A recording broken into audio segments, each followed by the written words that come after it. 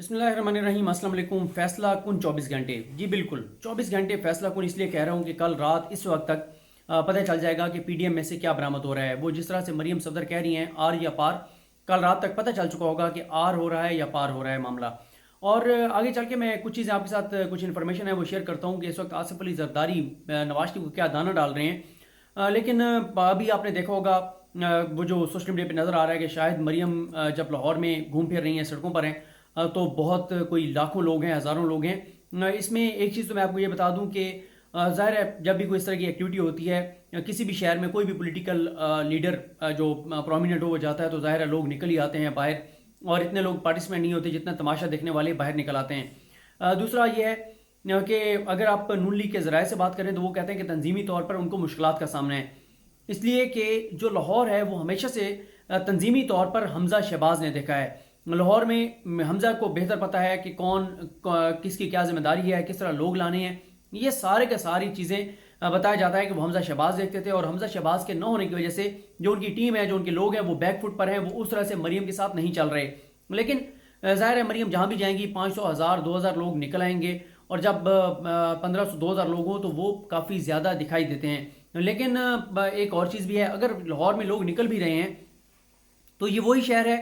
जिस पर पंजाब का 70 से 80% बजट जो है वो सिर्फ लाहौर पर खर्च किया गया। शहबाज शरीफ साहब के दौर में देखें, हर बड़ा मंसूबा, हर बड़ा प्रोजेक्ट जो है वो लाहौर पर लाहौर के लिए मुख्तस किया गया, सारा फंड लाहौर पर खर्च किया गया। आप जाकर देखें, लाहौर से आप निकलें, चाहे आप जो है वो किसी भी साइड पर निकल जाएं, तो वो सहूलियात बाकी शहरों में नहीं है जो लाहौर के अंदर दी गई, और लाहौर को नुकसान भी किया गया। जब आपने तमाम बड़े अस्पताल लाहौर में बना दिए, जब आपने तमाम बड़े जो है वो प्रोजेक्ट लाहौर में लगा दिए, तो पूरे पंजाब से लोग जो हैं वो हिजरत करके लाहौर आ गए। अब आप लाहौर को देखें, जिस तरह से वहाँ पे स्मोग, फिजाई आलूदगी, ये सारी किस वजह से है? पानी की कमी,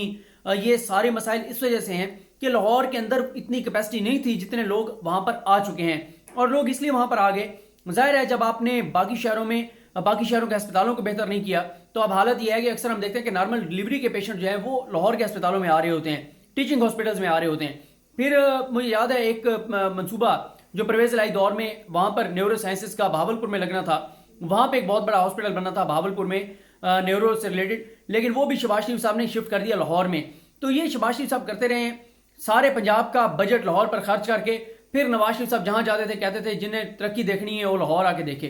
तो फिर यही हुआ कि लोग रोजगार की तलाश में लाहौर है। अब लाहौर की सड़कों पर जाके देखें, जो ट्रैफिक होता है,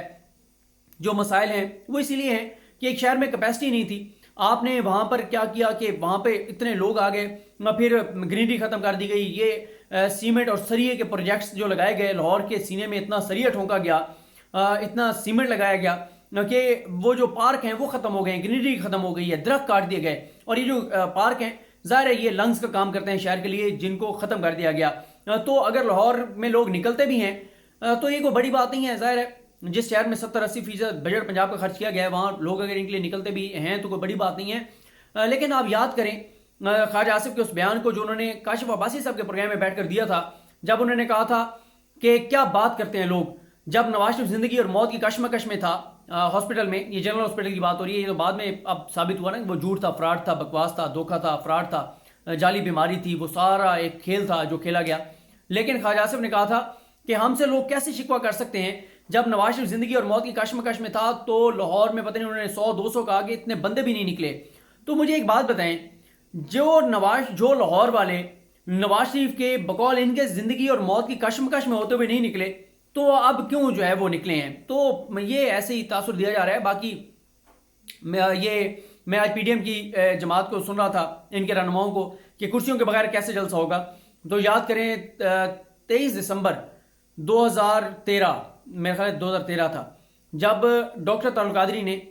जलसा किया था मीनार पाकिस्तान पर, नहीं 2012, 23 दिसंबर 2012 को जब डॉक्टर तारुल कादरी ने आकर और वो जलसा किया था मीनार पाकिस्तान पर, और उसका नारा था सियासत नहीं रियासत बचाओ। तो याद करें वहां पर कुर्सियां नहीं लगी हुई थी। और अब जब इनका जलसा होगा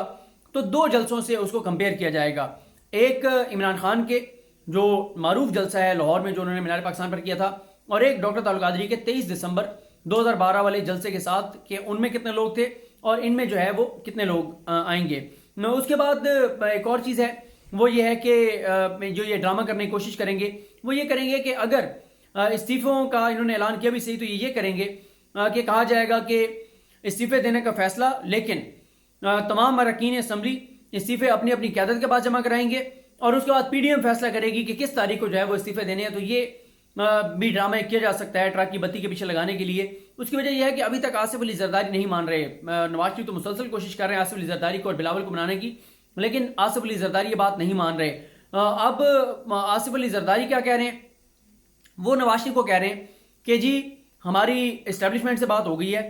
عدم اعتماد کی تحریک لے کے آتے ہیں ایک عثمان بزدار کے خلاف اور ادھر بلوچستان میں۔ تو وہ یہ کہتے ہیں کہ اسٹیبلشمنٹ سے ہماری یہ بات ہوئی ہے کہ اسٹیبلشمنٹ کا کہنا ہے کہ ہم غیر جانبدار رہیں گے، آپ تحریک عدم اعتماد لے کے آئیں، اگر آپ کامیاب ہوتے ہیں تو بالکل ٹھیک ہے۔ لیکن نواز شریف یہ بات نہیں مان رہے۔ نواز شریف کہتے ہیں کہ ہم تو چاہتے ہی نئے الیکشن ہیں، ہم تو ان اسمبلیوں کو ہی نہیں مانتے۔ اگر ہم یہ کہیں گے کہ ٹھیک ہے جی ہم انہیں اس چینج کی طرف جانا چاہتے ہیں تو پھر تو ہمارا سارا بیان ہی خراب ہو جائے گا۔ ہم تو کہتے ہیں کہ فریش الیکشن ہونے چاہیے، ہم تو کہتے ہیں کہ مینڈیٹ چوری ہوا ہے، ہم تو اس سارے الیکشن کو نہیں مانتے۔ لیکن پیپلز پارٹی پھر کہتی ہے کہ آپ اگر یہ کہتے ہیں کہ ہم یہ الیکشن نہیں مانتے اور شفاف الیکشن ہونے چاہیے، تو شفاف الیکشن جس کو آپ کہہ رہے ہیں اس کے لیے قانون سازی ضروری ہے، اس کے لیے اصلاحات ضروری ہیں، اس کے لیے کوئی اقدامات ضروری ہیں۔ تو وہ کہتے ہیں کہ جب تک وہ اصلاحات نہیں ہوں گی، وہ اقدامات نہیں ہوں گے، تب تک الیکشن شفاف نہیں ہو سکتے۔ اور اس کے لیے پیپلز پارٹی کہتی ہے کہ ہمیں اس لیے اس سسٹم کو چلتے رہنے دینا چاہیے اور ہمیں جو ہے وہ پہلے اصلاحات کرانی چاہیے اور یہ سارے اقدامات اور استعفے جو ہیں وہ نہیں دینے چاہیے، انہیں اس تبدیلی کی طرف جانا چاہیے، وفاق کے اندر بھی، پنجاب کے اندر بھی اور بلوچستان کے اندر بھی۔ لیکن یہ بات نواز شریف نہیں مانتے، کیونکہ جب بلوچستان کی باری آتی ہے، بات آتی ہے تو نواز شریف کہتے ہیں ہمارا وہاں کیا لینا دینا، نون لیگ کا تو صفایا ہو چکا ہے بلوچستان سے۔ اچھا وہاں مولانا فضل الرحمان ذرا خوش ہو جاتے ہیں کیونکہ وہاں پہ ان کو ملنا ہے حصہ۔ جب پنجاب کی بات آتی ہے تو پی ڈی ایم کے کپتان مولانا فضل الرحمان کہتے ہیں کہ یہاں سے تو آپ کو ملے گا، نون لیگ کو ملے گا، ہمیں کیا ملے گا۔ جبکہ پیپلز پارٹی تو ظاہر ہے پیپلز پارٹی نہیں چاہتی کہ استعفے جو ہیں وہ دیے جائیں، وہ کہتے ہیں کہ استعفے دے بھی دیں تو کیا ملے گا، سندھ میں مل جائے گا نا اقتدار، وہ آلریڈی ان کے پاس ہے، 5 بار بھی الیکشن ہوں گے تو ان کو ملنا تو سندھ ہی ہے۔ تو وہ کہتے ہیں سندھ، اور یہ بھی ان کو پتہ ہے کہ اگر اب دوبارہ الیکشن ہوتے ہیں تو ان کو سندھ میں اتنی سیٹیں نہیں ملیں گی جتنی ان کو پہلے 2018 میں مل چکی ہیں۔ اس کی ریزن یہ ہے کہ ابھی ہم